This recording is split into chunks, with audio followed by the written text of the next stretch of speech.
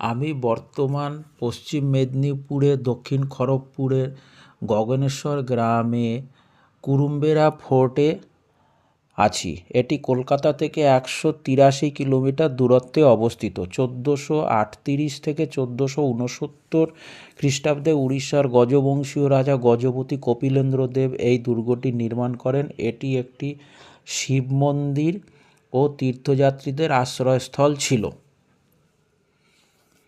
1658 থেকে 1690 খ্রিস্টাব্দে ঔরঙ্গজেবের রাজত্বকালে মোগলেরা এই যে মন্দিরটি, এই যে ধ্বংসাবশেষ মন্দিরটি দেখা যাচ্ছে, এটি একটি শিব মন্দির ছিল।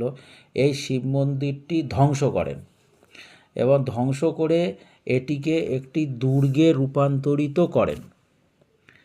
সেই সময় ঔরঙ্গজেবের আমলে উমর তাহিদ এখানে এই মন্দিরটি ধ্বংস হয়ে যাওয়ার পর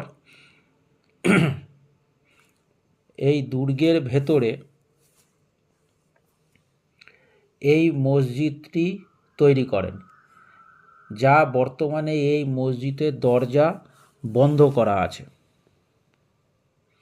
কথিত আছে ভগবান রামচন্দ্র ও সীতা তাদের বনবাসকালে এইখানে বসবাস করতেন এবং সেই সময় তাদের থাকার জন্য এক রাতে এই দুর্গটি নির্মাণ করা হয়। এছাড়াও জন পিয়ার্স নামে একজন প্রাক্তন কালেক্টর, যিনি এই দুর্গেই 1788 খ্রিস্টাব্দে মারা যান, তার সমাধি এই দুর্গের ভেতরেই দক্ষিণ পূর্ব কোণে জর্জ কোর্টের কাছে অবস্থিত আছে। এই দুর্গে কিভাবে আসবেন?